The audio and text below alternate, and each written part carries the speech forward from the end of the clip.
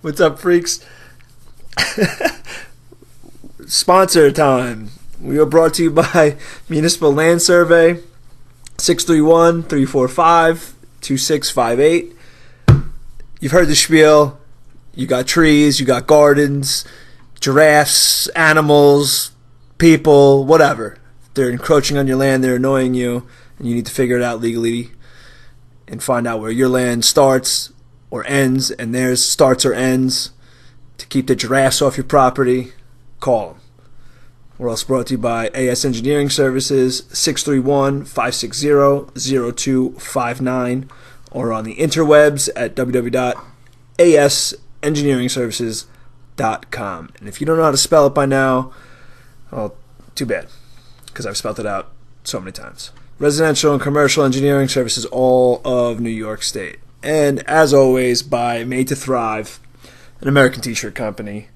www.madetothrive.us, because we're powered by America, even on the fucking internet, which is where we are still, the fucking internet. And on Instagram at madetothrive.us. So check all them out, because they keep us, you know, I don't want to use the word business, but they keep us in business. So I use the word business, too bad. Today's guest is Rob Nasta. He is the owner and operator of My Creperie in Wading River. We had a pretty good conversation with Rob. We talked about how he got started in the crepe business, some secret recipes that he's got going, his philosophy on business, and getting through that crucial first year where, you know, over like 80% of businesses fail. So, you know, he's beating the odds. It was a fun conversation. He's an interesting guy. Never thought he'd turn into a cook. So check it out.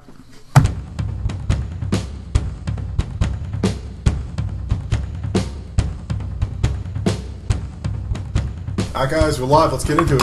All right, D-Rock, Yarbs, Erica, Skanga. and our guest, Rob Nasta. Rob fucking Nasta. So, Rob, first, right away, let's get into your restaurant. You own... I own a creperie. Right. So, I mean, I've known you, and Yarbrough's known you for how many years now? Fuck. Since like... Mid-90s. Yeah. A long time. Yeah. Over 10 years. Well, Almost 20. yeah, closer to 20 Actually, years. yeah, probably 20. I know you got your hands in a lot of things. He's a Renaissance man. Yeah, I didn't want to say Renaissance man because I said that before it was Matt, so I didn't want to reuse it. But you really are. You're a well-rounded dude. You've always had a lot of interest. But a restaurant and a creperie, where the hell did that come from? Would never. I never, Not in and a especially a million creperie of all things. Comes from a few different directions. The crepes in general, to sum it up quickly, my wife is from Germany. When her and I first met, she would make crepes for me. And to me back then, crepes were, you know, pipe and a crepe? Yeah. Kind of like, you know, a joke kind of thing. You hear it in it's movies. like a small pancake. Yeah, exactly. It's, you know, but I'm still not going to say it. Talladega Nights. Yeah. But exactly, it was like, you know, the satire kind of, you know, gimmick, but you never really had a crepe, you know? And from there, pretty much, it grew into an idea. We were pretty much like, fuck it. Let's make something out of it. What you guys don't know now, though, the other side of things is that my mother was a baker growing up the whole time. I mean, I'm chubby now because I make crepes again. But I wasn't chubby when I wasn't around food. But then back when we were back in school, I was chubby. And my mom used to make these bomb cookies. She always did it as a second job. She would bake. I didn't know that. And yeah, nobody knew that, you know. But I would always just sit there and I would be her tester. But I would also... Did you have chub shame? Is that why you didn't tell anybody? Like you were ashamed? Man. I was a hoarder. That's why. I wasn't ashamed. I didn't want to share, man. You know? You don't want people coming over just to use you for the baked goods? Pretty much. Like, Next thing you know, I went from not being popular to the most popular kid in school, you know? That might be worse than having the hot mom. Yeah, well, I don't know. That's a toss-up. Thank God I didn't have the hot mom. I love my mother to death, but... Yeah, but multiple people can get cookies. Only one person's getting the hot mom. Wow. So. I don't know. Depends on the kind of cookies. Crazier things have happened.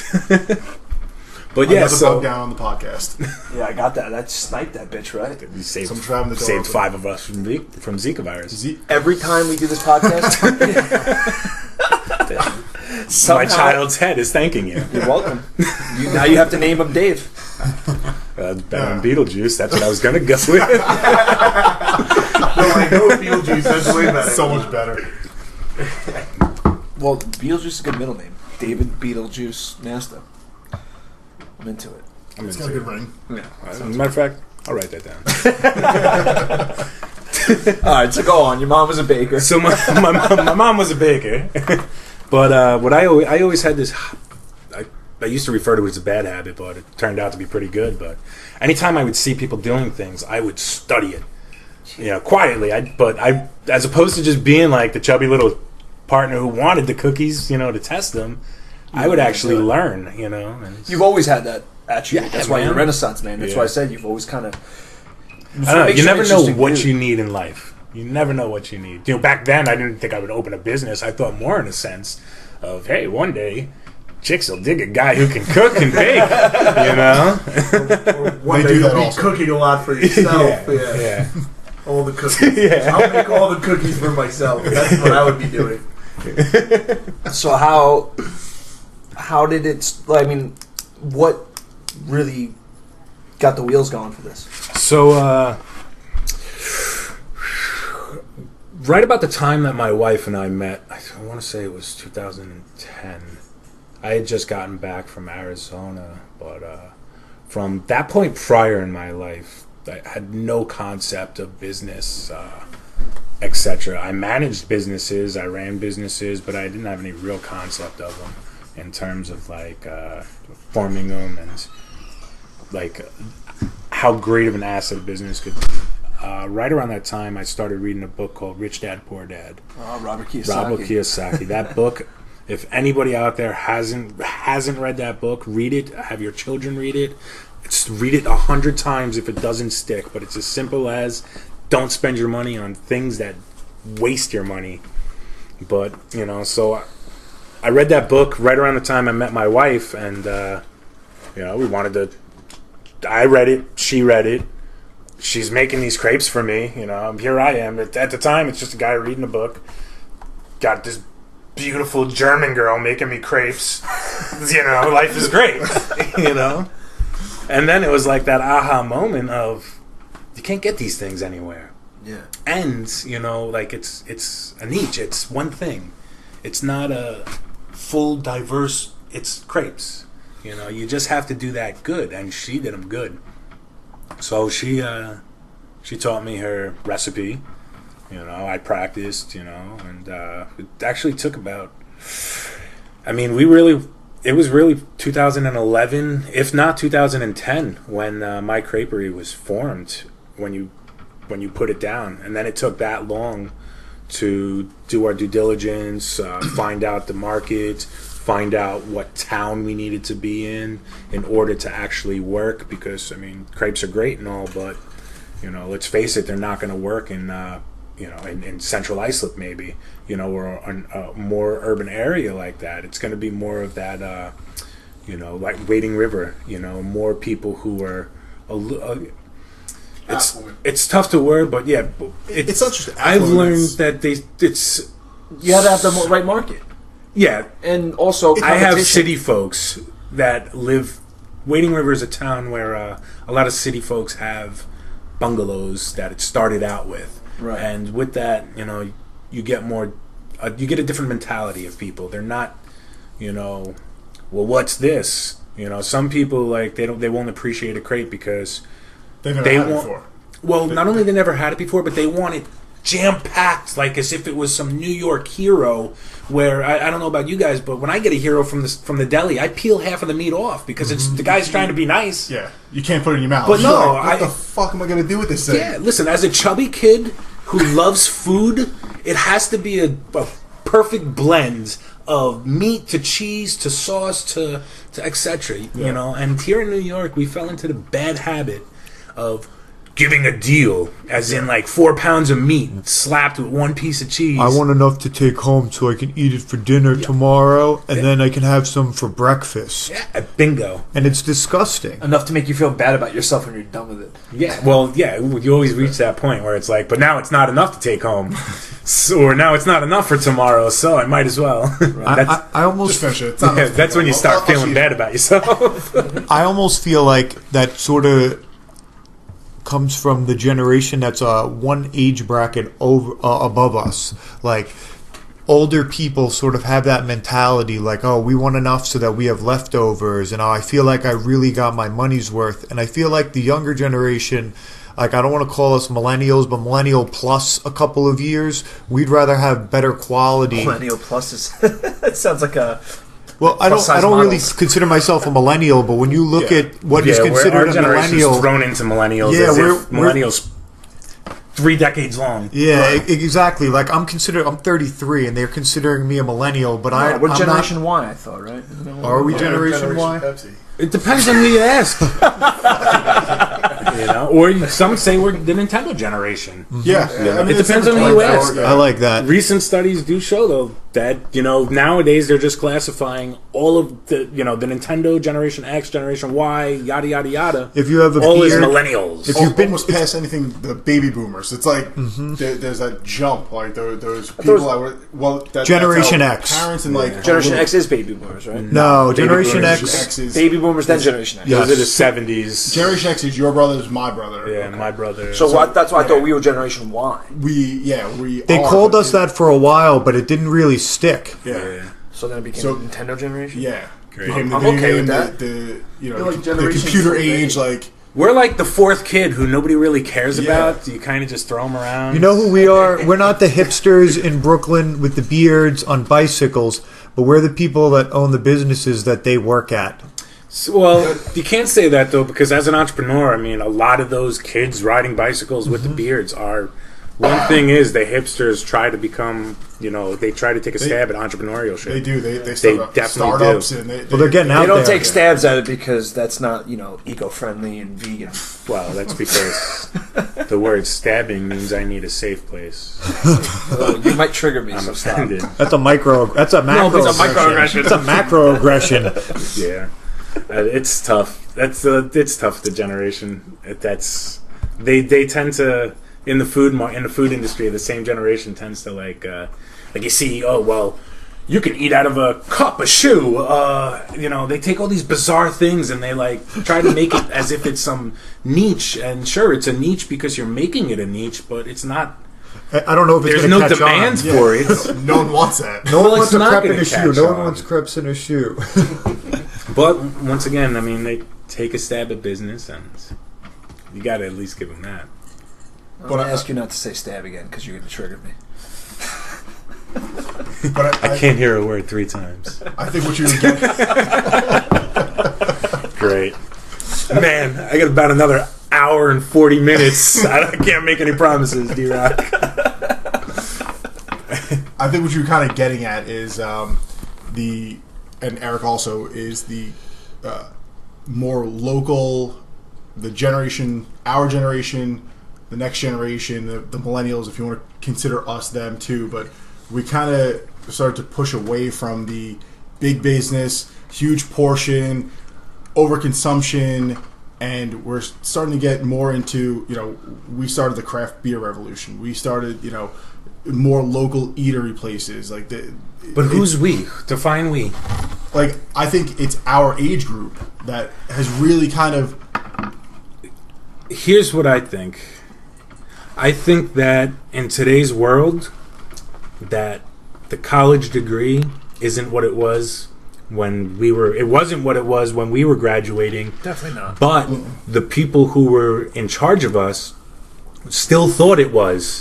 They thought it was this giant safety net, and it really caused a bubble to burst, in a sense of a bubble in the employment field, in the job field. But these days, entrepreneurship, you can become an entrepreneur, and you're competing with world markets, and you don't need a college degree. You don't even need a high school degree. And I think to a certain degree, the youth is finally catching on to that in America. And that's why these quote-unquote hipsters, who are also simultaneously the youth, you know, the 18 to 24s, who are now being thrown into this job or the work field, they're trying to, like, say, hey, we get it, we got to be entrepreneurs. But they're not doing due diligence. They're not necessarily, researching it as much as they should, or they're taking creative stabs at entrepreneurships. Well, I think that's I agree with what you're saying, and I think it's twofold. We live in the internet culture, you know. We live in an on-demand world. We live in an on-demand society. So our generation, however you care to classify it, grew up in a unique time where we grew up without the internet, but watched the internet become what it is and have been able to assimilate that into our lives almost seamlessly. But we know what it was like before, and we know what it's like with. Now, the generation after us doesn't know what it's like without it.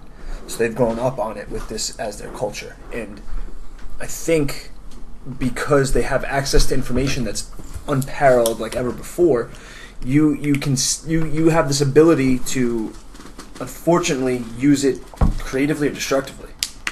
And I think sometimes it's destructive with what you're saying, because you get bombarded with some of these like success stories or these avenues of businesses that have been created through the internet and Instagram and however you want to, whatever medium is used. And I think people kind of get sold on the overnight success story from that. Well, that's a bit contradicting, because the overnights, I mean, the main thing with entrepreneurship is delayed gratification. Right. And but I think overnight miss success that point, because you see these people work. come out of nowhere. I'm not saying that there's actual overnight success, but if you... with not only that, but you have controlled media, and with that, I understand in terms of, hey, anybody's doing it. Look right here on Yahoo. So another person was an overnight success, quote unquote. Right. Let me take a stab at it. Exactly. You know, but I mean, even that's not a bad thing in my eyes when you're trying to get into business, as long as if you don't make a successful stab at it. Yeah, you son of a bitch. But if you don't make a successful, take at the business. Six Bro Podcast signing off. We're done here. Actually, we're just replacing D-Rock. Yeah, take a stab at that. Let me know how it goes. But yeah, even if you fail in business, if you can take something away from it, it is not failure. And with that said, though, I mean, as long as this group that are creating or trying to get into this, tends to learn and continue, they could do good things. But you should learn from everything and progress. Yeah, I don't mean it as these people are just going out there and failing, but I mean it's good that they go out and fail, though, because that's the only way to learn, and right. You learn what not to do for next time, and at least they're putting themselves out there. And like back to the internet, I feel like the largest role the internet has played is taken away the majority of the barriers of entry into fields that, 20 years ago, a normal person wouldn't have been able to get into. Just like if you look, our podcast 20 years ago or even 10 years ago wouldn't have even existed. Nope. And say we were able to come out and have guests on and have the show, how would we market it? There would be no way for us to tell people about it aside from paying tens of thousands of dollars for airtime on a radio station or advertising on television or via print media. But now you can market your product or your craft or your whatever it is that you do via Instagram, Facebook, and you can really create your own little network and reach out. Your friends can help you by sharing your things. So a lot of these barriers of entry have been torn down by the internet. If you're selling whatever, you make things out of little pieces of wood. You carve wood statues. You can put you carve wooden gnomes. Give credit. And you like to whittle. You can put those on the internet, and if there's other people into wooden gnomes, they will find you and they will purchase wooden gnomes from you. Yeah. It's that easy. Well, that's what I meant. I think you kind of articulated what I was trying to say a little bit better. That's what I meant by the barrier of entry. The internet has introduced people to these ideas and kind of empowered them more than we had previously when we were growing up. You can see somebody doing something and go, oh shit, they're doing it, I can probably do that. And you don't need, like you were saying, that formal education. You see it being done, and the barrier of entry is way less than it was, so it gives way to a lot of people trying more or taking more stabs at it. That's what I was trying to articulate, but I think you did. Putting my sword away. No more stabbing. But that could be fixed as well, though. I mean, if you knowing that this is the way that things go, today's society. I mean, incorporate that into schooling. Could help. Yeah. And I mean, when we were in school, the word entrepreneur was mentioned very briefly, and it was told to, at least Chris might have been in my class, but it was told to me but you don't want to focus on that because very, very, very few people are entrepreneurs, and that's not important. All I know from business, what I was told is that, this is the one thing that sticks out in my head is how 80% of restaurants fail in their first year. And then 80% of those fail within the next 5 years. Yeah, and it's it was always, like you said, discouragement. Yeah. Yeah, absolutely. 100%. I mean... But as I got older, I realized that most of the people that were teaching me when I was younger, I wouldn't respect them as an equal at this point. I'd consider them fucking idiots. 80% of the people I meet are dum-dums. And they're the ones that were indoctrinating us as kids many times, unless they were successful themselves. So they were just sort of regurgitating their uncle who tried to start a restaurant and it failed. And who knows their uncle? Their uncle might have been half retarded.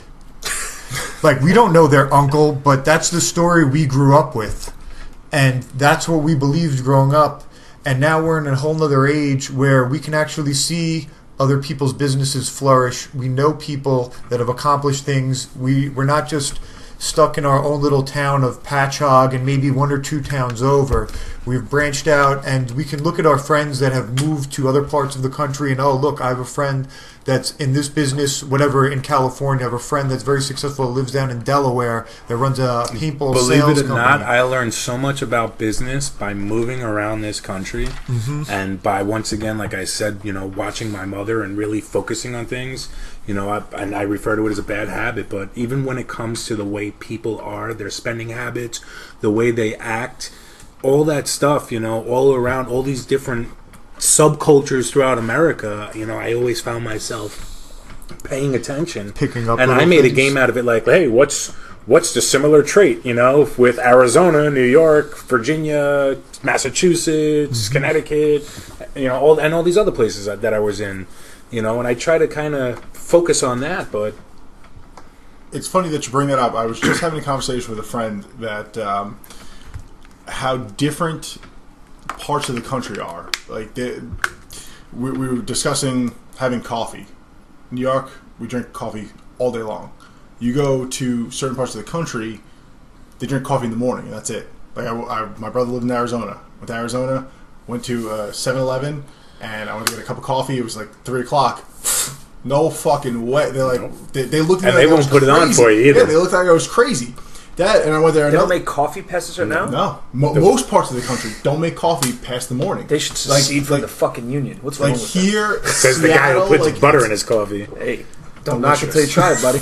It's so good. Stopped him in his tracks. Well, take a stab at the coffee. Butter was the other thing that was funny because I went one morning to get a buttered roll. Again, they looked at me. They were like, "Yeah, that's a New York thing." Wait, what? A buttered roll? What? Delicatessens, bagel shops. Those are all New York things. Yeah, I remember going to visit Justin Dower in Boston in 2008, and 2 things that blew my mind. And at the time I'd seen him, I don't think I'd traveled. Well, yeah, but I hadn't been out much into the bars and other places when I traveled when I was younger, obviously. So we were in a bar. Curfews. And it's 1 o'clock. I'm just starting to get a buzz. They're kicking everybody out. Yeah, the lights come on, last call, and I'm like, what the fuck is going on here? They're like, yeah, dude, last call's 1 o'clock, the bar closes at 2. I'm like, huh? And we were in Faneuil Hall, in the best bar in Boston. I'm like, really? Even in the city here? They're like, yeah. So we leave, and we're going back to Dower's apartment. There's a 7-Eleven. I'm like, I'm drunk. I'm in a shit mood. I'm like, I just want to, roll. I walk in there. There's no fucking buttered rolls. No. I lost my mind. I was so furious at the night that I had. I was like, this is ridiculous. And they're like, dude, yeah, that's a New York thing. It's not. I armbarred somebody. I fucking threw him in an omoplata right away. Tap out. Give me that buttered roll. You better make me a buttered roll, bitch. I wasn't very good at jiu-jitsu at this point. Not that I'm any better now, but yeah, I don't think I went over tattoos well. and cauliflower ear, so But yeah, getting back to when it comes to business and whatnot, I highly recommend people traveling around the country, or at least paying attention to the way different societies work. It's really crazy how, because of the size of the U.S., it's almost, if you compare it to Europe, it's almost like each state it's a separate country, or regions are their separate country. There's so many differences. If you compared someone from New York from someone in the South, I'm from the South. We're like a whole fucking different species. You grew up here, Before that, I grew up in Florida. But you assimilated. You were here long enough. You became a New Yorker. Look, I drink coffee. You graduated from our educational system. I'm one of Pat Med's finest. Are you kidding me? There's a whole section, how they have like the Wall of Fame? I'm a whole different Wall of Fame in Pat Med. There's very few of us on my Wall of Fame. Is it like the file cabinet? Yeah, it's pretty much infamy. The hallway to the principal's office. I got a little bit of real estate there. Yeah. So, all right, back to my creperie though. So that place is good. I recommend you eat there. I want good things about it. I want it. I think we're gonna take a Sixth Borough field trip this week or next week. Yeah. So when I first found out about that place, I came across somebody sent me an article, like, oh, this place is near you, check it out. And I'm reading, I'm like, Rob fucking Nasta. I'm like, I know this guy for years, and I wasn't reading through the whole article. I don't mean to hold you real quick, but I was gonna wear my cardigan just for you. Sorry, I heard him make the... Because we were discussing it on Wall's podcast, right? Yeah. And I'm like, Rob's wearing a cardigan? Who the fuck is this guy? He's making crepes and wearing cardigans. Not the guy I know from Pat Med's finest. But I'm scrolling through the article, and it just, for whatever reason, this one sentence pops out of me. It's like, Nasta growing up in Germany. I'm like... Fucking Germany? I'm like, this motherfucker didn't grow up in Germany. He grew up like fucking down the block from me. Get the fuck out of here. And I'm like, and I scroll back, I'm like, oh, okay. Mrs. Nasta. Would this guy feed them? Yeah. I'm like, he is fucking full of shit. Yeah. We're gonna make this real authentic. I grew up in Germany. Not not Patrick Medford. Why do you think I didn't open in Pat Med? It wouldn't have worked if I opened here. So how long has you and your alter ego been in business with my creperie? We've been in actually June 16th, somewhere around that vicinity. It's going to be 1 year. Right on. Yeah, I've been open for 1 year. Very cool. Things are good, man. Push through the hardest time, and the hardest barrier is educating people where I'm located. Once they taste the food, it does itself. But getting them, because I'm off the beaten path. Yeah, you're a little out there. I chose tranquility as my setting as opposed to a main street, Right. I'd rather provide my customers with the whole thing as opposed to, pull up into this shopping center on Route 25, and then when you get in the doors, it might, to me, it's a little more than that. There's a few little shops with me, but, I face a duck pond. I have an awning that comes out. I do outdoor seating. Tomorrow I have an interview with one of the high school kids that are local that plays the violin. I'm trying to get him out there to play violin Saturday, Sunday during the day for a few hours. Skanga plays the ukulele. Yeah. I'm not very good, but I have one and I know like 4 or 5 chords. Yeah. So I might be able to put something together. We'll save that for the Tuesday sessions.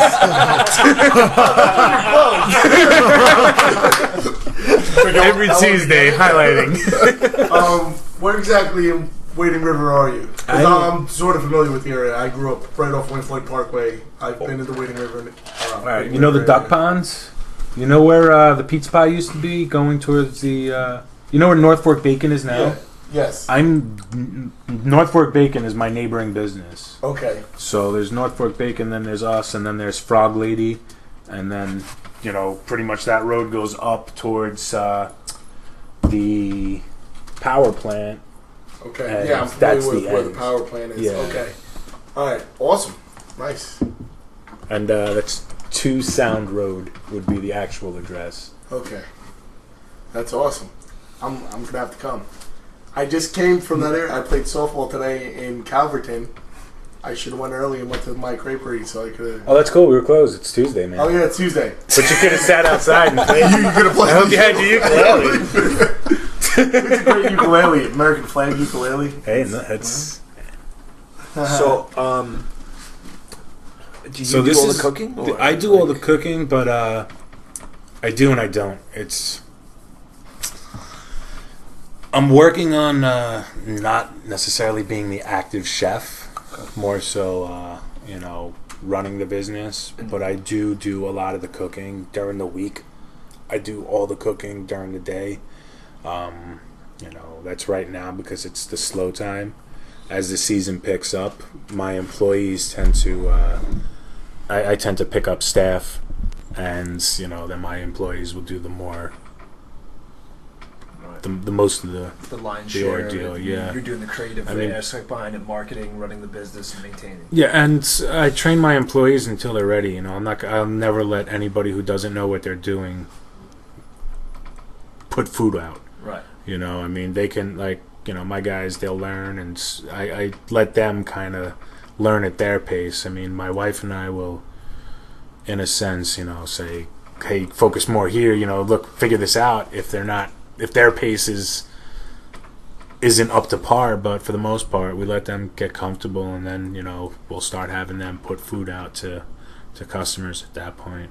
Everything has to be the same. There's a bottom line, I feel, when it comes to having a restaurant, and I don't want people to know that I was the chef that day. Continuity is real important. Yeah, like in any business, you're only as good as your weakest person. And that's just like any team. You're only as good as your weakest person, and that's just fact. So it's really you have to create. I had to create a system that's simple enough so that it's not overcomplicated, but then you have to train to bring everybody up to par. When he comes in, I don't want him to hey, is Rob making crepes today? Yeah. I want him to know that he's going to get the same experience every single time. And it's the small little things that bring people back continually. I just know from like a couple of the local places I'll eat at. One of the restaurants, I get this excellent chicken sandwich. And some days I go in and the chicken cutlets are pounded real thin and they're nice and crispy. Other days they're thick piles of mush. And it's almost like flip a coin. Oh, what day of the week is it? What chef's going to be in the back? And it makes the difference between whether or not that was an awesome experience or a lukewarm experience. Well, what you just said, I put myself in that position when it comes to business, and I like to say, well, as a customer, what would I expect and want, etc. And even more importantly, first, what are going to be the bottom line things that are going to turn me off? Because I cannot have those, period. So I need to know definitely 100% what can never go wrong. Then I need to then also make sure all the employees are on the same page and they know how to execute the orders flawlessly. Yeah, pretty much. I feel like it's even more important in what you're doing because, like you said, the crepes are pretty niche, and it's that your product. It's the only product really that you don't have. It's not like a deli where there's multiple things. Like, well, this one thing is good and the other stuff sucks, but like you have to make sure. Well, if your crepes are bad, then we played with that. We played with that because even though I have a niche, I do very minute other things. I do my mother's cookies. Bottom line, those cookies that I learned from my mother, my sister now makes. I don't make them. My sister makes them for me.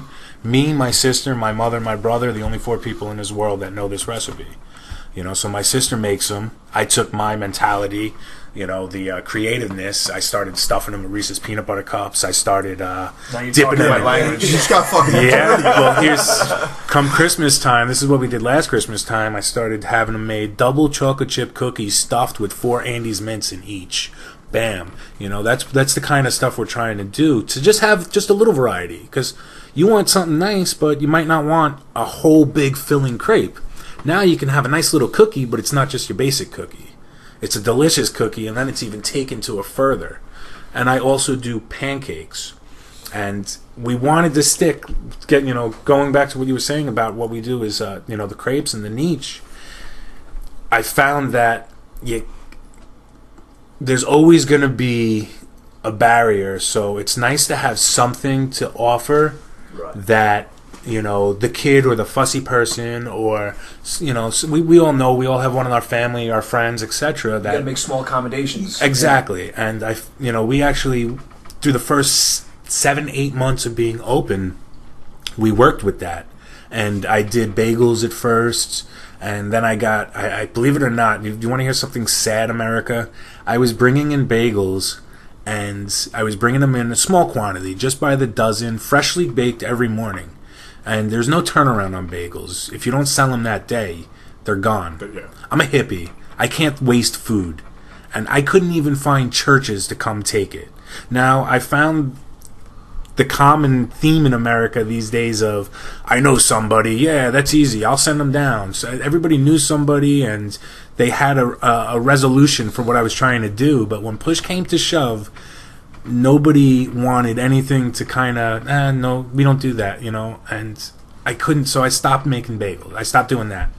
Because nobody would take them if you... Well, I had to, if I'm bringing in a dozen bagels, and when you're first starting a business, I might not sell a dozen bagels because I'm a crepe place. Those bagels are secondary. Right. So I might sell some days 1, 2, most days half of them, maybe a little more. But whatever was left, I needed to do something with them. To me, that's waste. That's not only waste. It's not waste in profit, but it is even a more important waste. It's just waste. Right. You're taking something as greedy, in my eyes, quote unquote. You're taking something as like the greedy, entitled American of, well, nobody bought this today, Chuck. And it's like, wow, like.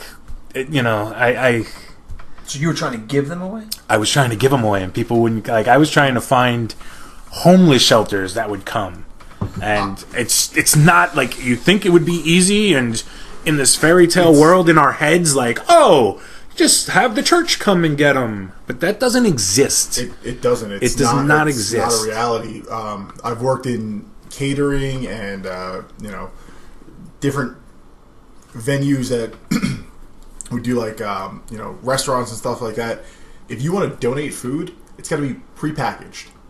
Well, that's they bingo. Or prepackaged. It's on you to package it. Well, no, the whole thing's on you. Yeah. God forbid somebody got sick. It could be on me. So therefore, they just don't even accept. Yeah. Or they'd rather people go hungry. So you have to have a waiver for philanthropy, essentially. In Pretty a much, sense. yeah. You don't want to be liable for helping somebody and maybe they get sick on your good intentions. Yes and no, because instead of saying that, they just don't offer a waiver. Yeah. They just say, F it, screw this. So some homeless person really cashed out because they got salmonella from somebody's uncooked eggs or something like that at some point, and you never know. I don't even know if it's necessarily that. I think it's probably more of they don't want to take the risk. Hypothetical what ifs? Yeah, hypothetical what ifs. To me, it's also one of those, bare minimum 15 pieces of flair just to say that you're doing something. It's funny, but it relates to life, scary, man. But it's true. We've adapted as a culture to just kind of do the bare minimum to make it look like you are. Don't get fired. Do enough so that your conscience doesn't get on you, or like you said, you don't get fired, or so that somebody doesn't get on your back. Well, but never do the whole thing. That's the whole world. Yeah, that's the people that will. Wait, not expecting the whole world to be awesome. But that's for a whole different reason, you drunk fuck. That's my second drink. But Lightweight. That's the that's the people that are content with donating $5 or $10 or $15. I did my part. Yeah. No, fucking get out there, do some work. Go to a soup kitchen. I mean, don't get me wrong. The world would be better if everyone did do $10 or $15 and you donated what you could. And I'm not saying put yourself out, because you do need to take care of yourself and your family first. But that's what it came down to. Facebook like or a share. Okay. Well, yeah. Look, I'll definitely say this. I'll put it out there. I could have done more to make sure that this food actually got used. Correct.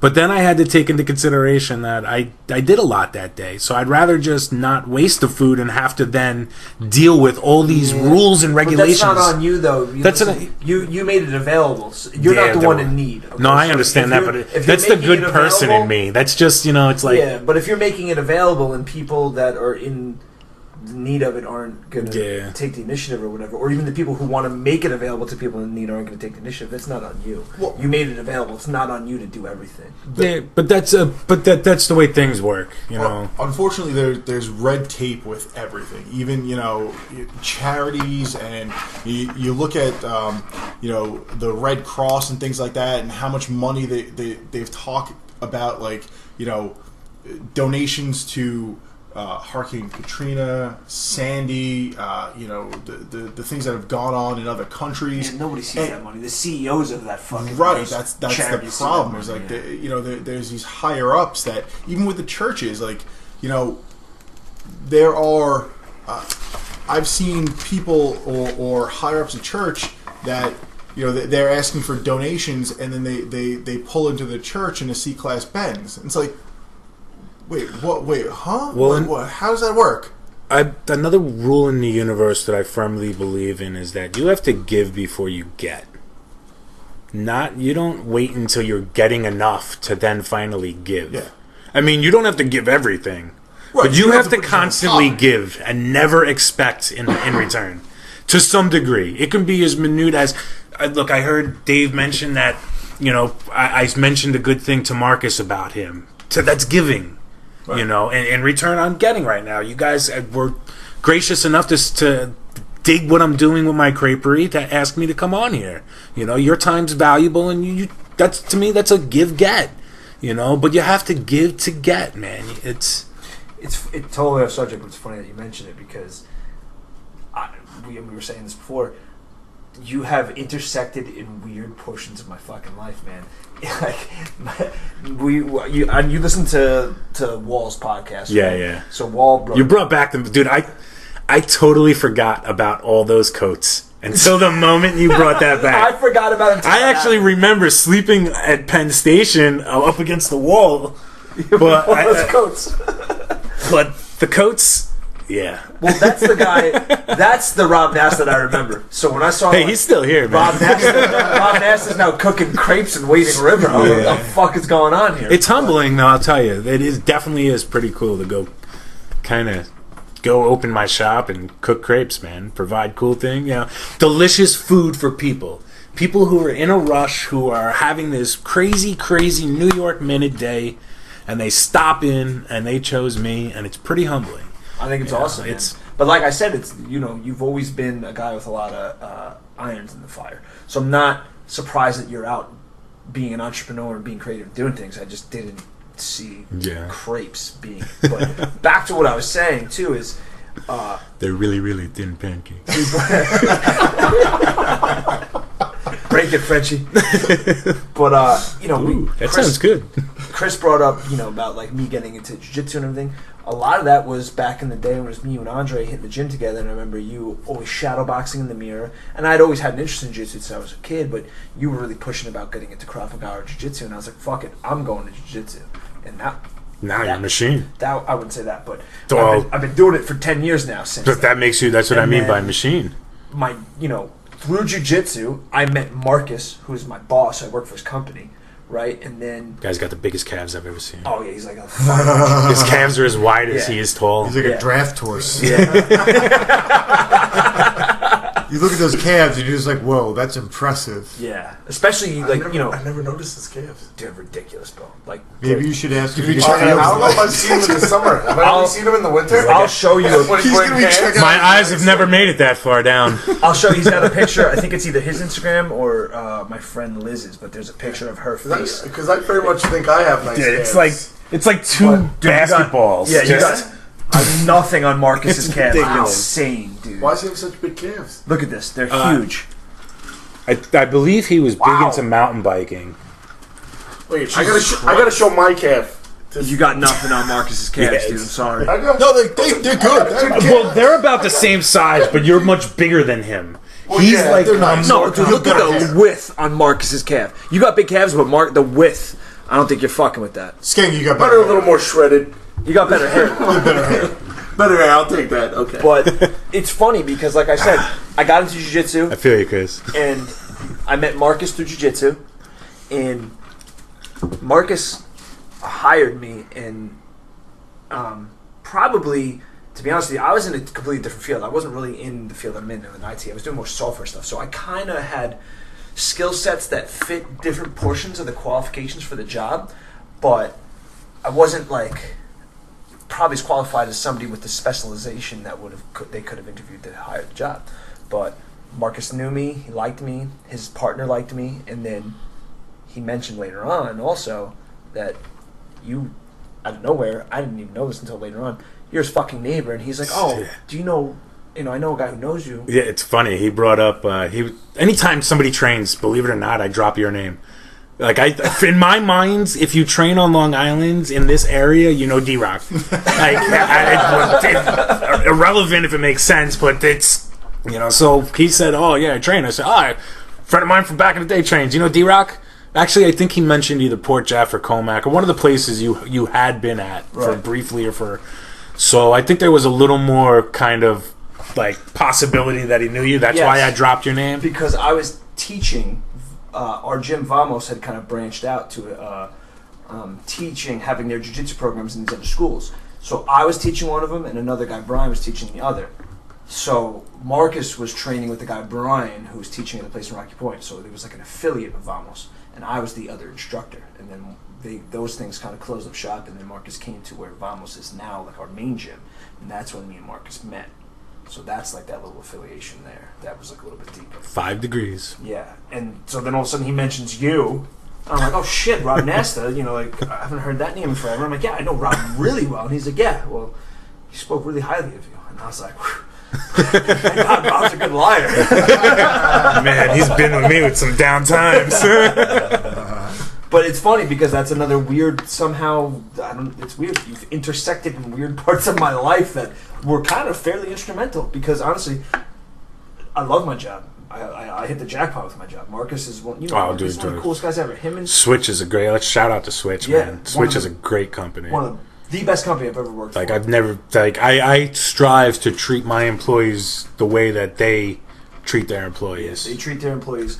So Roger and Dave, the other two owners, and Marcus are unbelievable. And then the way it is for me, I work in a school district, so I don't really see Marcus and Dave or Roger really at all because I don't see them day to day. I work for the director of technology, who's an administrator for the district that I'm in, and he's the coolest guy ever. My boss, Fred, he's like more my day-to-day boss. He's the coolest fucking guy ever. And I work in an awesome environment. The other 4 techs that I work with in the company are awesome. Everybody gets along great. It's like the best job I've ever had. So it's like weird how somehow all these instrumental parts of my life, it's like, oh, Rob Nasta somehow stuck his head in there. I've been stalking him since '95. Yeah. I just thought it was real strange how somehow it's like, oh yeah, Rob Nasta is like a little footnote there. So you don't mind if I move in, right? Yeah, you're good. You're good to go, man. We got mats out here. We don't have to roll like we did in the parking lot behind Royal back in the day. I roll a different way these days. Well, these days I literally roll. because you're chubby. Yeah. Well, I used to be chubby. Yeah. You remember that? Yeah. He comes up in every podcast. I love it. Listen, I'm going to tell you, this Cinderella hit his midnight and went back to Chubby. So your ass is going back to Chubby one day, too. I can't wait. All right? I'm waiting for him to be Enjoy back. it while you're skinny, buddy. It could be worse. You could And when be you- Lunchbox over here who peaked Yeah, at well. 14 and just went downhill from there. Yeah, but I'm still pretty awesome. But It's like, but look at this quaff. and like I got good hair, and I'm great at being fat. Like D-Rock didn't know how to be fat the first time, so I want him to get fat again. So I Although, can no, help he him did, out. because he was jolly when he was chubby. Was he? Yeah. I can't see you as a There were times he was a little ornery. I guess this all goes He back wasn't to... getting laid at the time. It depends on who you ask. Would you say I wasn't getting laid? Yeah. Oh, absolutely not. All right. Yeah. I thought you said he wanted to get laid. Well, no, he definitely I'm still like, wanna get laid, that's why I would I hope wanna he still wants to, but maybe, I don't know, that attitude, maybe he threw in the towel. Well, that's been my argument against getting laid. All It's like, go back to be fat. I'm like, no, I like getting laid. Yeah, I into understand. Yeah. Fat is a temporary thing for me too, man. Well, chubby. I refuse to use the F word. Is that a trigger for you? Anyway, I just had to mention to you how I'm gonna need 3 days vacation now to recover from this trigger. I just thought it was funny how I made that realization, and I didn't make that realization honestly until we started this podcast and things came up and we just started discussing it, and I was like, so goddamn weird. Rob Nasta. It means you lived a good life.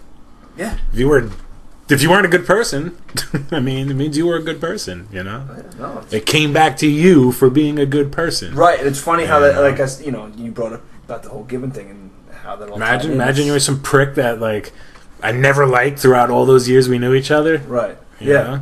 I mean, for all I know, it's a real possibility. I'm sure there's someone out there who's probably not a fan of me. So. No, I'd bug you. You kidding me? Save that for another No podcast. No comment. that one deserves whiskey and scotch. We'll have to do that on a Monday night. Pretty much. So, what's the plan now with the business? Things are when you start a business, I've learned that you have to start building momentum before, like, it's kind of like let's say you have a stick with a rope and a ball, and it's at a standstill, and you move that stick forward.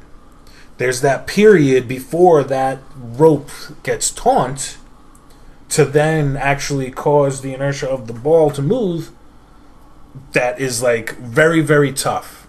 And I now with that said, I like to define that as like the beginning of stages of business, you know, especially for me being off the beaten path. I put a lot into this movement forward, and you know, it takes time for it to catch up and then for things to start moving. You're building that momentum. Now, to further that, though, the beautiful thing is once that happens, as you slow down on that effort to cause this movement, now it starts, you know, it's already in movement, and so it gains that momentum and it catches up, but then it starts surpassing you. And that's kind of where I am now, is where it's finally all this hard work that my wife and I put into this, like it's caught up, and now it's like becoming exponential, where it's like people are really like coming out in the numbers, and a lot of positivity, you know, has finally like all at once just kind of been like, here it all is. And it was like a slow build up. It's kind of like, you know, they say 10,000 hours to become a master at something, and it's like that moment you can't pinpoint, it just happens. Right. Where you just suddenly, it's like, oh wow, you know, it's kind of like that. So what you have, like, expansion goals? Well, the beauty is now that things are moving forward, I have expansion goals into expanding into beer and wine, trying to take that on to allow you know, more of like a destination as opposed to a meal, right, kind of thing. You know, I'm trying to set it up so that it's I'm really trying to reflect like a European, like, cafe bistro type atmosphere going on, like a hangout type yeah, place, you know, as opposed to just in and out.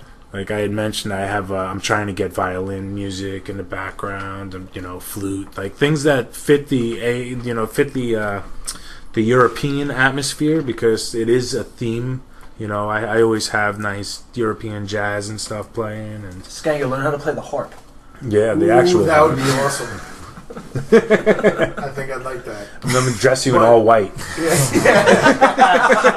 A fan blowing your cloth I'll back get those all the time. Victoria's Secret wings. Yeah, that'd be nice. I think that's gonna be way harder than the ukulele. Yeah, It might be. 10,000 hours. Yeah, Start now. I don't know. Start, buddy. Yeah. You can practice on Tuesdays. So yeah, if I start practicing now and do 10,000 hours, by like 2040, I'll be ready for you. Yeah, hey, still be young. Well, your hair will start matching the white suit then. Yeah. Ooh, wow. Actually, I like that. Yeah. Ooh, I'm gonna get a harp. that was the moment. This was planned. The moment that changed my life. Right there. But yeah, but with the music and with the alcohol, I'm trying to move in that direction, and I'm also moving into the catering direction. You know, off-premise catering we send out actual crate plates, set up. You know, we do it right there in front of you at parties, and depending on how big the party is, send out 1 to 2 chefs plus, you know, wait staff, etc. Kind of give the whole presentation. You know, it's a full experience. It's not just, you know, oh, okay, the guy's here handing out the sternos with the lasagna or whatever.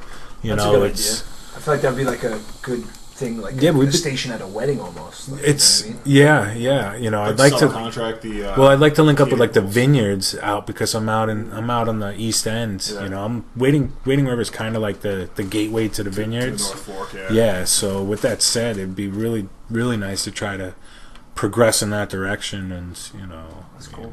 my name is starting to work its way out there. You know, especially in the crepe category, you know, that it's become an actual category of food. You know, believe it or not, I'm not the only one out there, but from the feedback I'm getting, you know, it seems that, you know, we're the ones doing it right, and people are loving what we're doing. I was going to mention that because I know that there's been a few, I don't want to call them chain, but it's the same same name in multiple locations, not too far from you, but it's literally like fast food. Yeah, it seems as though there's somebody out there trying to, in a sense, take the crepe and make it into like a McDonald's type of you'll get this quick. Yeah. But you know, with every give, it's a get. I mean, for my asset and my ace up my sleeve is the fact that I have a wife who, for 27 years, lived in Germany, and her family, her relatives, her friends, and the guy that pretty much made crepes in the little cart outside of her apartment building taught her this recipe that we have. You know, so like we get a lot of people that come in, and by the time they're leaving, they're just talking. They're in the memory of when they were in France, when they were in Canada, when they were in these foreign countries actually having crepes. Not when they were in America having somebody's attempt of a crepe.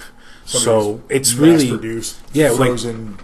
Yeah, well, I don't think anybody out there is doing frozen things. Yeah. Well, batter wise, I mean, but everything we do is fresh. Last year I was getting from Andrew's Farms. I was growing my own basil, getting tomatoes, getting other sorts of produce from them when it's in season.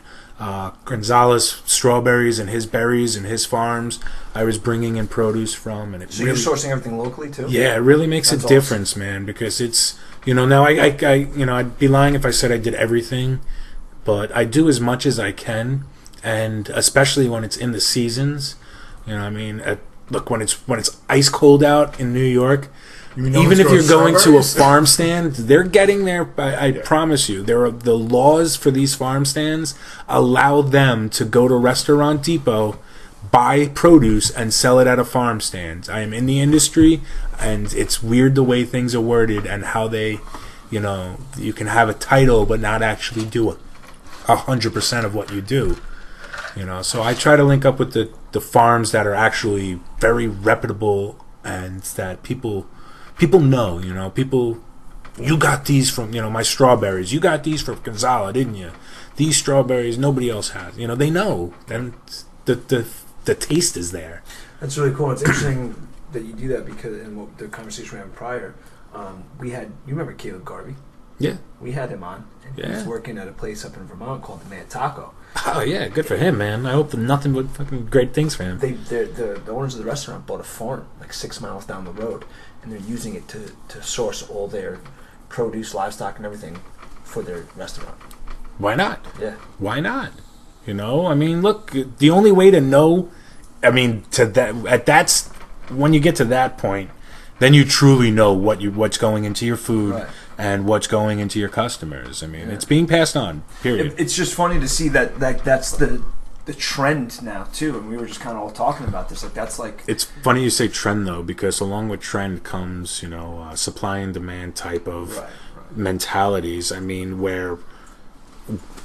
and I don't deal with this with the farms that I had mentioned. They're great, but I have heard other people. And I know just the way things are, that there are people out there, there are companies out there that know that, the demand for this is more, so they can jump their prices up. And, it's kind of like that thing, that's what I mean, and luckily I haven't ran into that out on Long Island, but that's things I've seen around the country, I'm sure it'll all good things come to an end. I mean, sadly, greed is one of our fine attributes as humans, and but without greed, you don't have a lot of things, though. You don't have a drive for success. Yeah, you kind of need the greed to. There's people who take it a lot farther than it needs to, but I understand. I mean, look, I'm greedy. I want to be the best crepe place. I have the right to be greedy in that, and that causes, like Yarbrough said, that causes my drive. That causes my guy. Look, I close my shop at 8 p.m., but I promise you, to be successful, my brain doesn't turn off. Opening a restaurant and that stuff, you're working 24 hours a day. You have a drive, and it's greed. But that's a good example. To be the second or third or fourth best place. No, the only time I try to be second place is I try to be the second worst person at a party.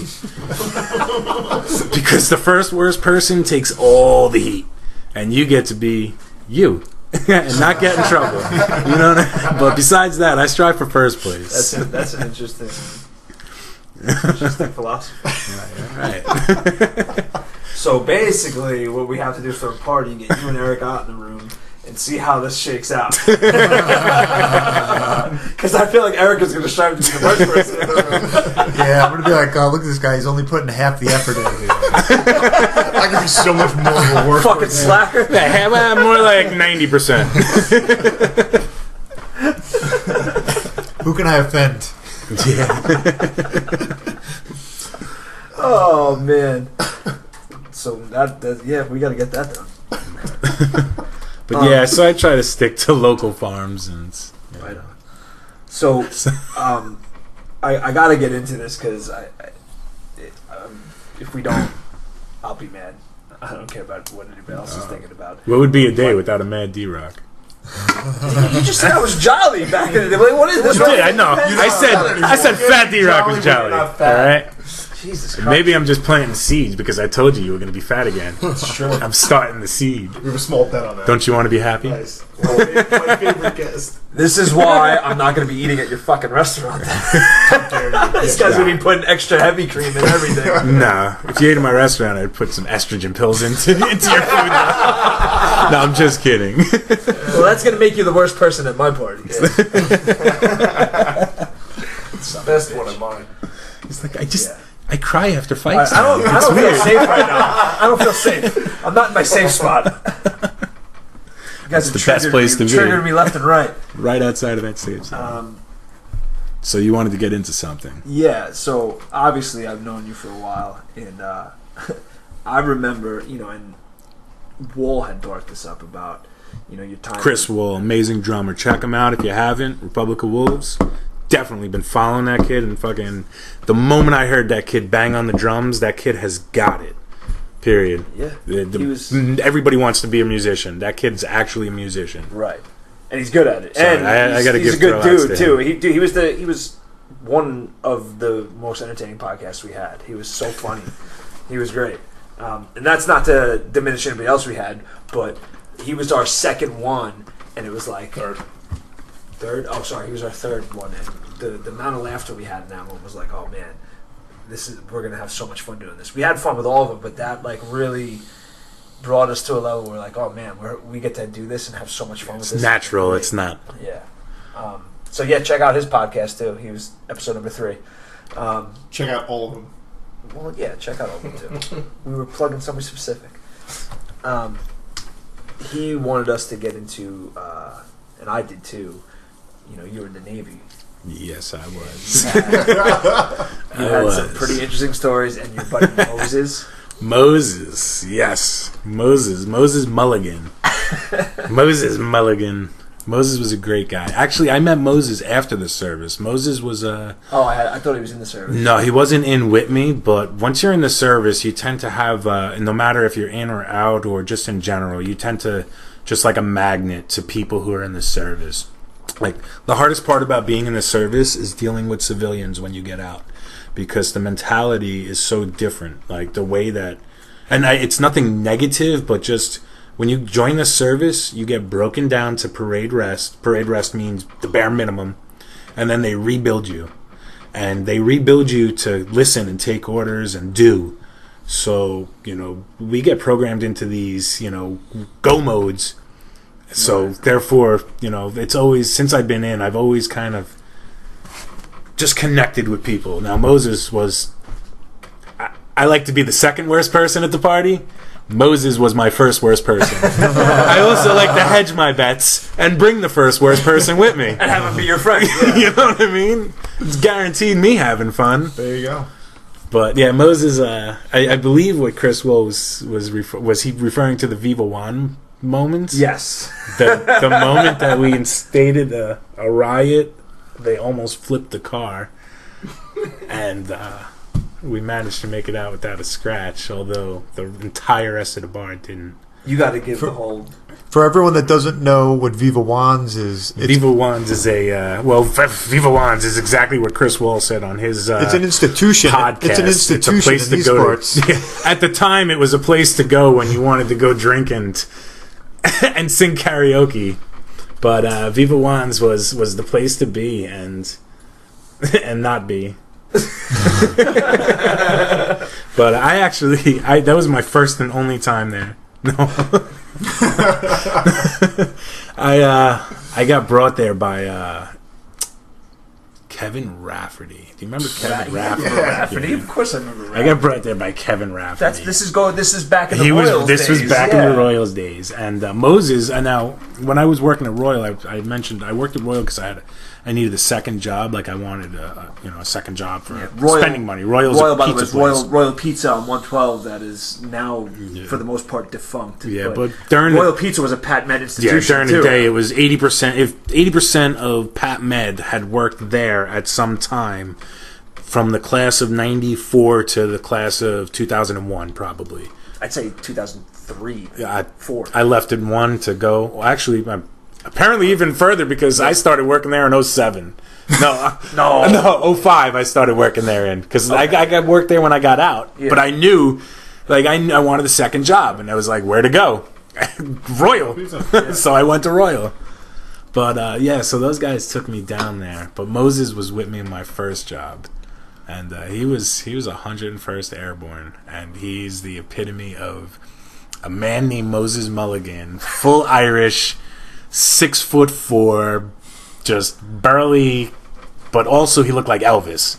So he was like a burly ladies' man, and it was crazy. This guy sounds awesome. It was good. This guy was a great guy to not only go out with, but also, like, you knew you didn't have to worry about him, like, if something bad happened, like, he was there for you. It wasn't like, That's awesome. He's not from Long Island. He was actually, oh man, Moses, God, I could go on for hours about this guy. This guy he started out, he was a Jehovah's Witness who got thrown out of the church because his family got thrown out of the church because they opted to open up a bar, and that was against the Jehovah's Witness religion. Yeah, religion. No drinking, right? Yeah, so therefore I think Moses got thrown out, and then like his family was like family, so they were like, well, you throw my kid out, I'm going. So they kind of turned their back on the church. But that's how Moses started. But Moses, where are we going? We're going to the Viva Juan story. Yeah. Moses, we were at Viva Juan, and he decided to start buying shots of tequila, and some guy, he's buying shots of tequila, and this attractive Spanish bartender back there, so he's buying shots, and Moses, he's the typical make 300 in a day, he'll spend 320 on him and his friends at the bar. He really, he was giving, he was, and it went both ways, I mean, it wasn't like he was the guy who always paid, but he was, he had a big heart, and he loved to have a good time. So he's, talking to this girl and whatnot, and buying shots, and this guy bumps, like, the typical bump. The Long Island shoulder. And it was actually, Chris Wall had a little different, than what I remember, but I remember, like, the guy bumped me, and, like, I used to, when I was younger, man, I was a bit of a loose cannon. You guys know that. You guys know that, Rob. And I never really started the fights, but I always enjoyed them and got into them. And you were always the guy, if there was a potential for a fight, if it wasn't going to happen, you were going to do everything you could to make it happen. Yeah, well, you would definitely incite it. Only, but only if like it was a deserving issue. It wasn't like I would be just go. I was never just go start a fight. It was this guy's an asshole. No, that's not what I mean. What I mean is, in a situation like that, you're going to facilitate it. Yeah, guy bumped you. He wanted something. You were going to be like, well, we're going to find out if you really want to do this. Because I'm into it. Here's what happened. This is one of my go-to lines because this happened all the time in New York. I mean, it probably still does. I haven't been out in ever, but the guy bumps me, and I said, "Excuse you," and he said, "Huh?" And I said, "No, that's what you're supposed to say. Like, excuse me, you bumped into somebody." And then Moses swung around at that point, pretty much. And Moses pretty much cleared out, this big burly guy clears out with his arms the 3 to 4 feet in front of him surrounding area. And this arm gets me back like this now. So now he's like, he turns around and like comes around like this, and now he's behind me. And now he starts in. And he starts yelling at this guy. And this guy's yelling back, and he's yelling at this guy, and I'm being the second worst guy there. And then the managers got involved, and the managers went to go. They were going to start throwing people out, and the managers, like, first we were like, this guy, the guy who bumped me, so the managers was trying to take those guys out and whatnot, but then these other guys on the side of the bar were like, throw those assholes out too. Meaning you guys. Just some random, they weren't even, and yeah, meaning us. And no punches were thrown at this point. No punches were thrown at this right point. Now, right? Yeah, this was all just words. But then Moses goes into a chant of, who thinks we should who thinks we're supposed to stay? He's like getting crowd support? Yeah, he's getting crowd support. It's like a talent show, and he's like, all right, who saw the ballerina? Yeah. And I don't, man, this, it's a bit blurry, but I was a bit of an asshole at that time. I'm sugarcoating this because I was a bit of an asshole. Just own it. But these guys, I guess they were firemen or policemen or something that started chuckling, and I was fresh out of the Navy. And I just turned to them, and I pulled out my military ID, and I'm just like, fuck you guys! I'm higher than you, and we're fucking staying! So now you're the worst guy in the room. So, yeah, exactly. Well, actually, count on old Moses. Can't be one up. Because then fists started getting thrown, and pretty much, I guess the cops that were in that, well, I don't know if they were cops or firemen, and I definitely wasn't hired. Like, I wasn't of higher authority with them. I was fucking drunk, and I mean, it could have easily has been my license as opposed to my military ID.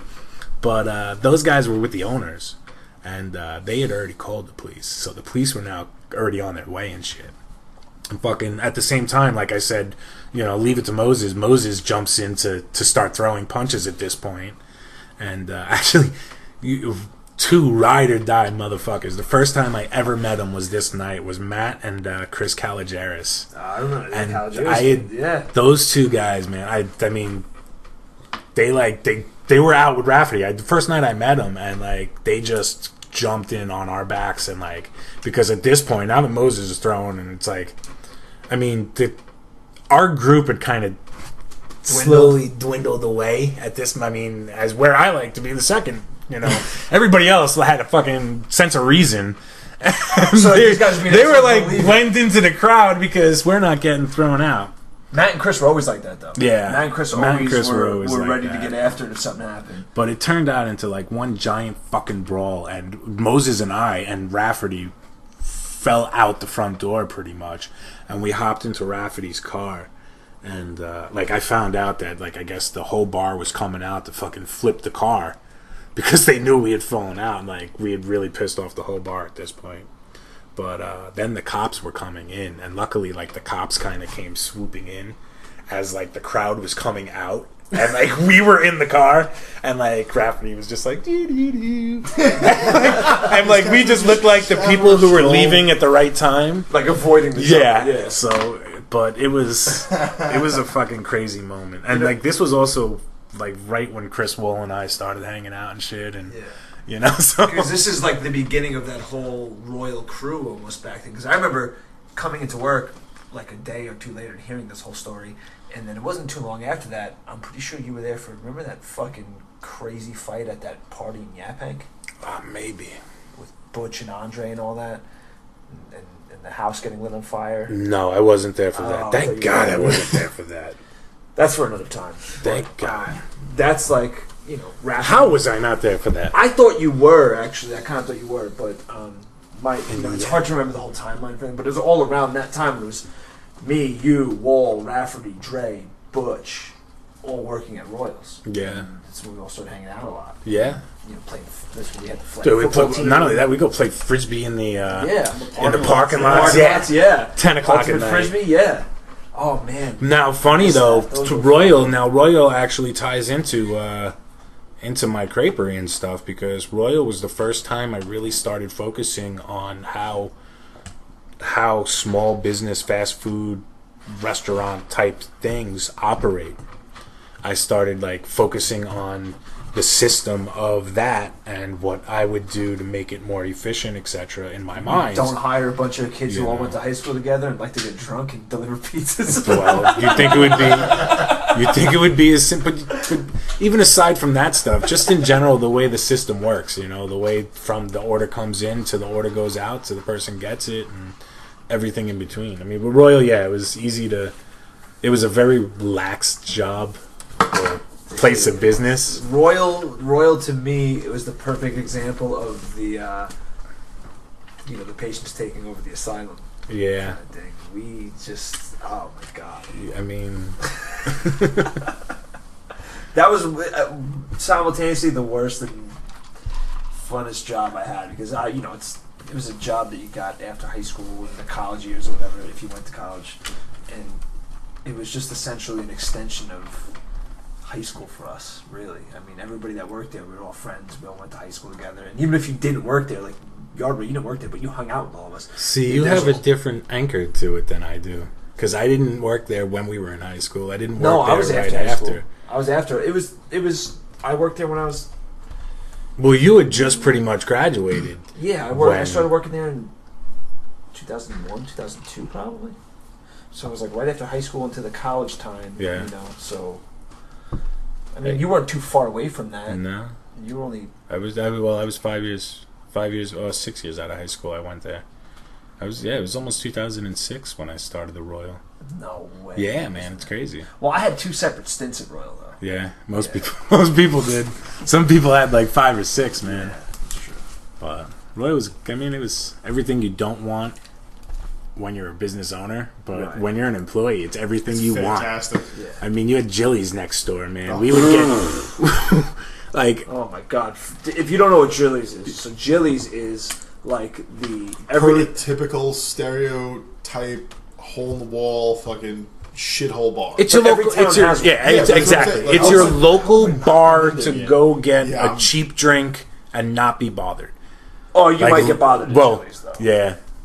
But it was like, I don't even know how to explain this properly, but I remember they would have bartenders there that were like, haggard, past their prime.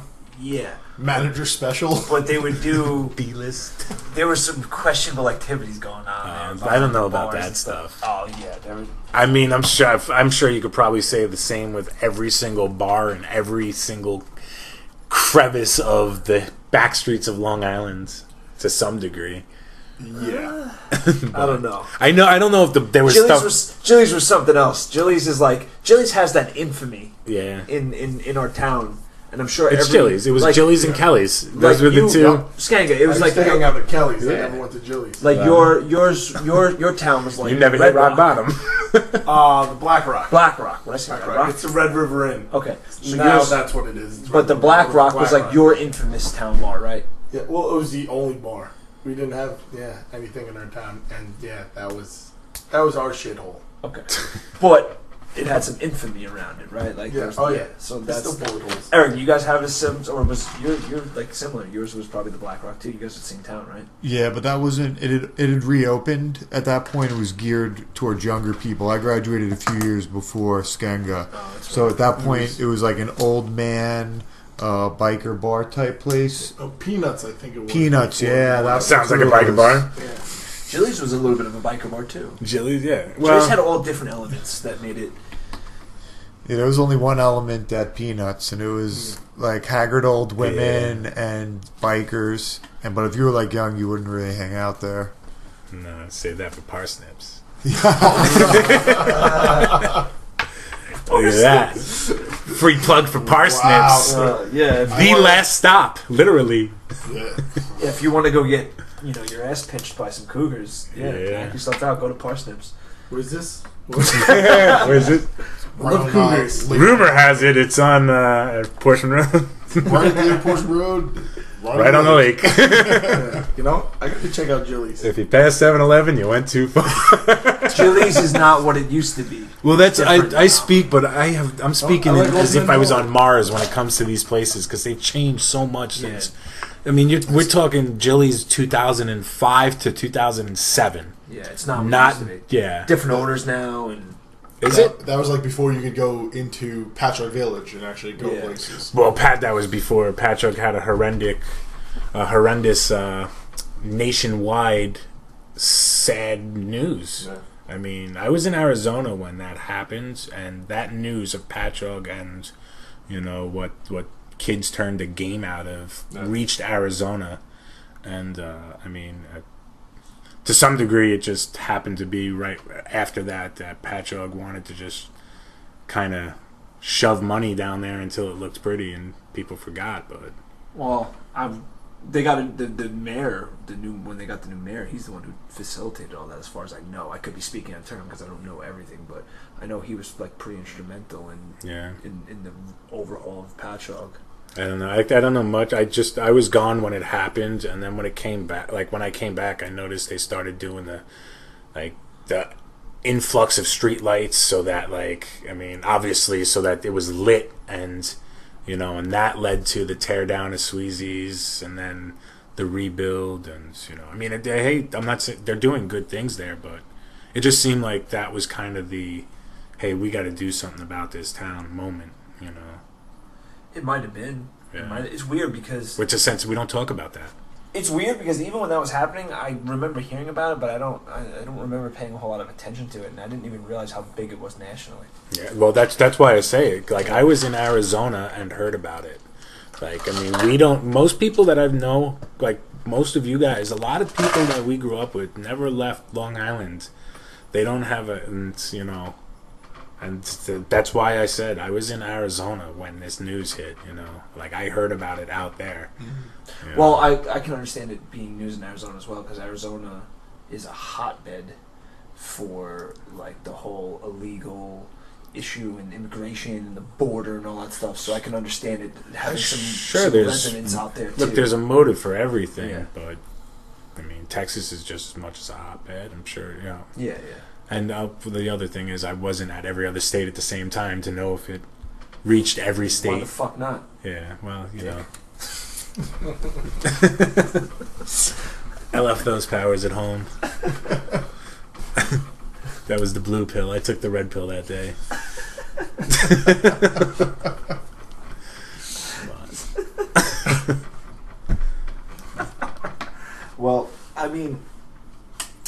it's interesting thinking back to that time period, because it's all now, having 10 years past all that, my timeline for all these things are so skewed that I have a hard time placing certain memories where they belong. You know what I mean? And I think that's what kind of trips me out about that whole, how everything kind of intersected in those weird ways. It makes it a lot more trippier of an experience, because I have a hard time placing those memories on the timeline appropriately. So it makes all those weird intersections and all those connections so much more holy shit when you step back and look at them and think about them. It blows my mind even more. Oh, on top of everything else, though, it could just be irony. The other side of things. You got a point. You got a point. But I mean, at Patchogue, hey man, it looks a lot nicer than it did when I graduated high school. Yeah. When we graduated, we didn't go south of Main Street. Not at all. You didn't really. Now that's where it starts, really. So they have changed it. It's generating money. I was down there. I took my mother out to lunch at Parabel's today. But it's a lot of food area too. A lot of food going on in one area. Crazy. It's all food, the whole street. There's a little couple small businesses in between. Businesses. But everything's a bar, everything's a restaurant, everything's a this. Apparently, whomever is doing the financial planning, etc., thinks that food destinations are the thing to do, because county or town after town are becoming food destinations. And I mean, I think there's in business there's a balance of trade, right? You have to food. You go to food. What are you going to do? You're going to go. You're going to eat. You're going to on a very, very, very rare chance go to another food place to get dessert because you didn't want to have it where you were. That's 2 bills now, 2 tips. People think this way, and also it's getting uncomfortable to then go have dessert. So so you eat and then you go home. Usually you're in a food coma when you're done eating. So why not put stuff to go? Yeah, there's got to be other things involved too. You can't just have a row of restaurants and bars and then nothing else to do. We could eat and then go get drunk. Well, that works at certain hours. That's why I love this town. But that works at certain hours. I was okay. That's great, but as a town, I promise that they don't want to be known as the town to go eat and get drunk at. Yeah. Whether that's what it's becoming is irrelevant. That's what it's become. You can go get different sorts of dinner. Is Meatball still open? Yeah, it is. Yeah. I heard today that they had closed down, but that's good to know, because I said that was weird. Yeah, I heard that they're doing good things. I don't think that's what Patrick's known as. Maybe nightlife style. It depends on whom you speak with. I know some business owners that are in Sayville, and that's what they refer to Patchogue as. And I don't know if it's just them it's probably just them holding their noses in the air. But that's those bars. Sayville's different, man. Patchogue. I wanted to get into Sayville before my wife and I went to Wading River. The pattern went, like I said, the thought was growing for a long time for my creperie. So initially we were like, this would be great in Port Jeff. Mm-hmm. We go down there finally when we had saved up the fund, when we can actually now do, as opposed to the theory. And bam, there's a competitor there who does things exactly what we were looking to do. Mm-hmm. And they opened up at that time. I think it was 6 months before we went down there.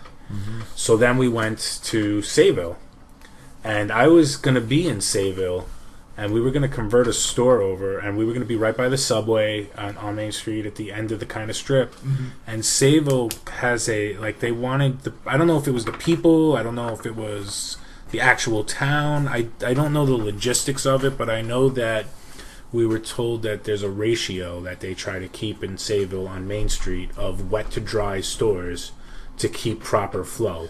Mm-hmm. And that's what a wet store is like a store that has serves alcohol. Well, not alcohol, but just has sinks and exactly anything that could give you drink, coffee, food. That's all wet. Or at least it has the capabilities if you wanted to do that. Okay. It has a grease trap and stuff.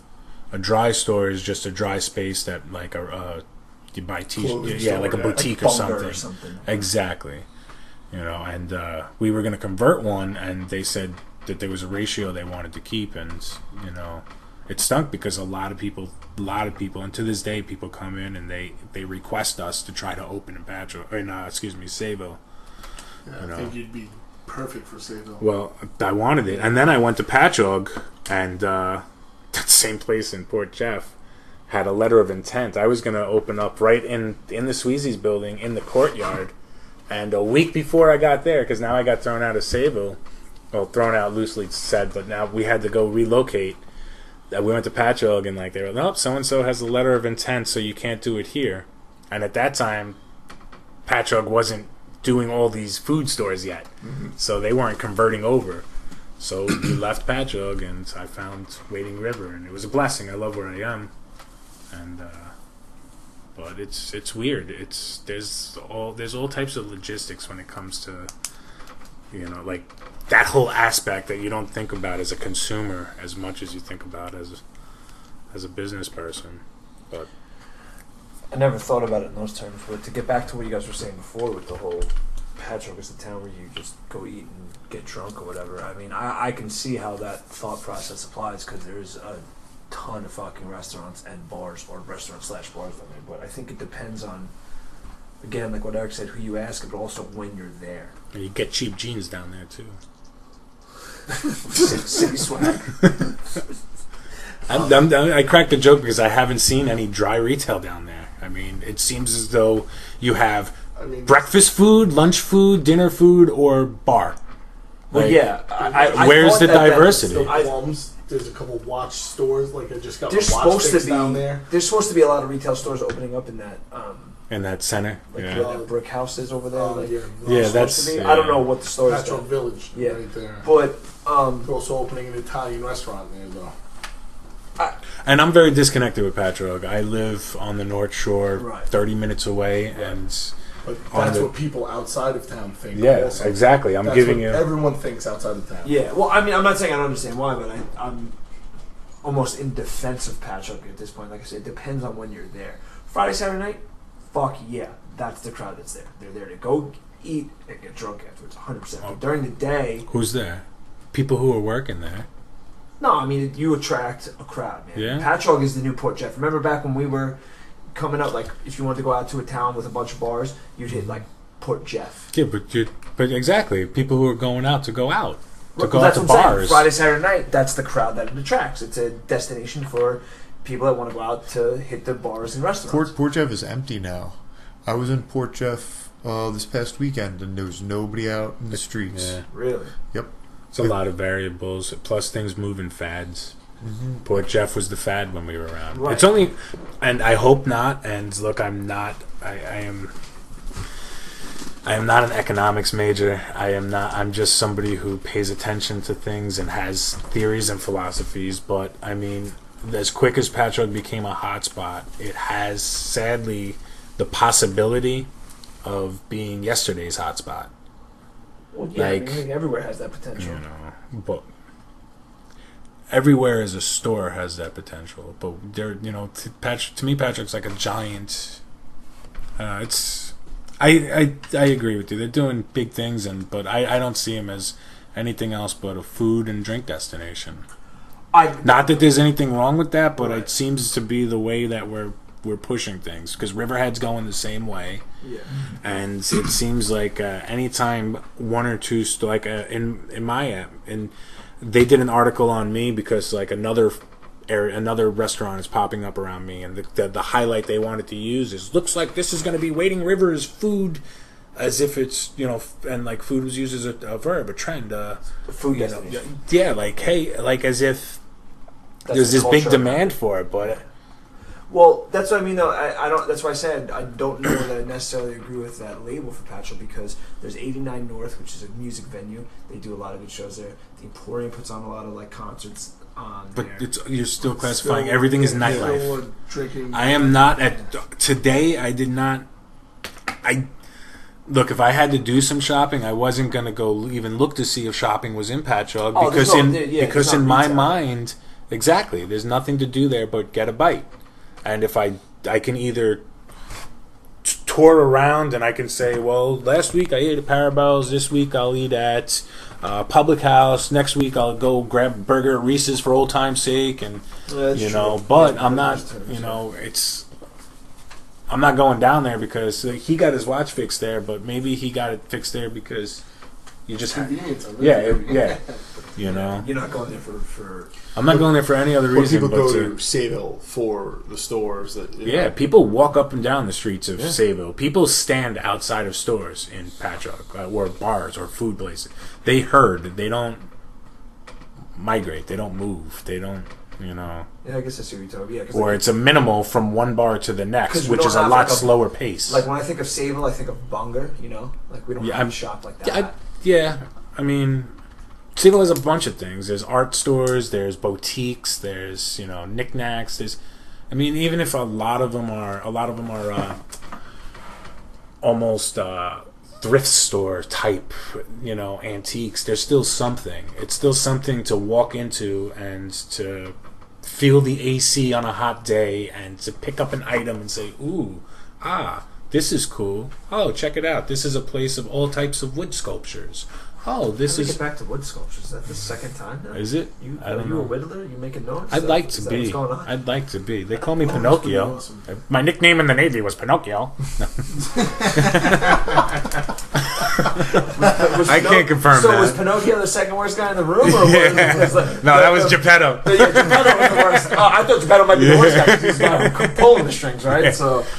Well, that's how I learned to be the second worst guy. Okay. Which really makes you the worst guy, but you appear to be the second. Well, now I tend to be far from the worst guy. Right on. Until I broke your pen. That's all right. Broke the pen? Get out.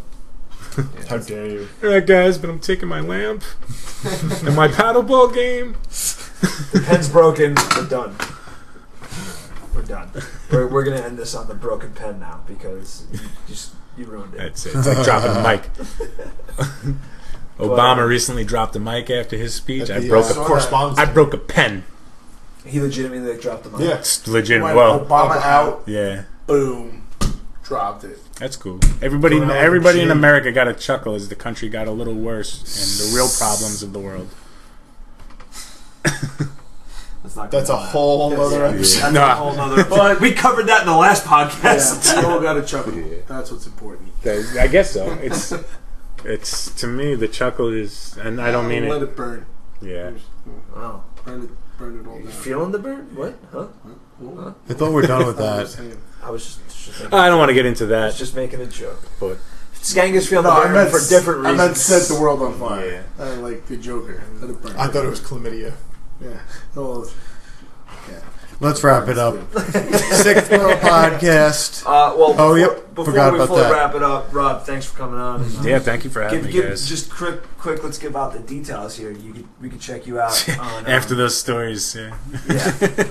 Well, if you want to come in and be the worst person in the room at his restaurant, he's going to welcome you. I promise I'll be the second worst. So www.my-creperie.com, and creperie is CREPERIE because you got to spell it out for the dum-dums. No, I'm not just the dum-dums. And you guys are on Instagram? We are on Instagram. We're on Facebook. The best way to contact us would be on Facebook. That would be Facebook.my.creperie.inc.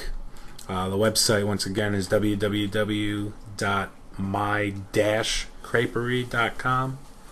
And we have a very active, every day we post, pictures of what's going on. It could be anything from a picture of the tranquil atmosphere outside, if there's a blue herring or something flying around, or, just the pond and the ducks and the geese, and all the way to just, crepes of the day and whatnot. What's the Instagram handle? The best way to contact me is, it's terrible that I don't know and I can't answer that question, but my wife and business partner is the one she's really the mindset behind the social media. Okay. I only started my Facebook back up because I'm the one from Long Island who has the contacts to, you try to make a business. But you could. I think it's just My Creperie is our is our Instagram. Yeah, I got it right here. It's my_creperie, CREPERIE. So if you're looking for him on Instagram, it also came up just when I searched for it. I don't even think I had to put the underscore in, so it'll pop right up. Awesome. So that's going to cost you $10 for Eric doing the work there on your social media. He's also our social media director, so now by proxy he's yours. Sorry, Mrs. Nasta. So you're gonna pick up that bill? All right, Rob, thanks for coming on, man. Yeah, thanks for having me again, guys. We barely even scratched the surface on some of the stuff I'd like to get into, so you're going to have to come back another time. Yeah, I'm more than happy to. We'll have to have you on after we come and sample some of your food, but you have to make a personal guarantee. That, next time I'll come. I can even... No estrogen. Yeah, no estrogen. No, that's That's the deal, okay? Yeah. Only in B-Rock. Badger milk. Badger milk. No estrogen, just badger milk. All right, we're going a whole other direction. You know what? And here, I'm going to pitch this idea now, but it seems to be It's better to pitch an idea than a trend we're going down. That maybe we could do the podcast from your restaurant one time. Yeah, man. Like I said, man, I wouldn't mind it at all. You know, Alright, cool. give you guys a little more space to breathe. Right on, I yeah. could, Maybe we'll do that one day because we with Caleb we got an invite to come up there and Nice. do one in the Man Taco as well. So That's maybe, awesome. Maybe we'll make yours a destination as well. Yeah, let me know. Yeah. I'll slap up some crepes for you. Put a nice spread out while you guys are working. Right on. Yeah. Cool. I'm in. definitely into Yeah, that. man, Yeah. spread. See Yeah, that? See that? That's that give to get that you. Right on. I'm into it, man, because it seems to be something that we're getting. That's getting some play. We're on Thursday. We're actually going down to Toast. We're going to do Nice. a podcast. I hear they're doing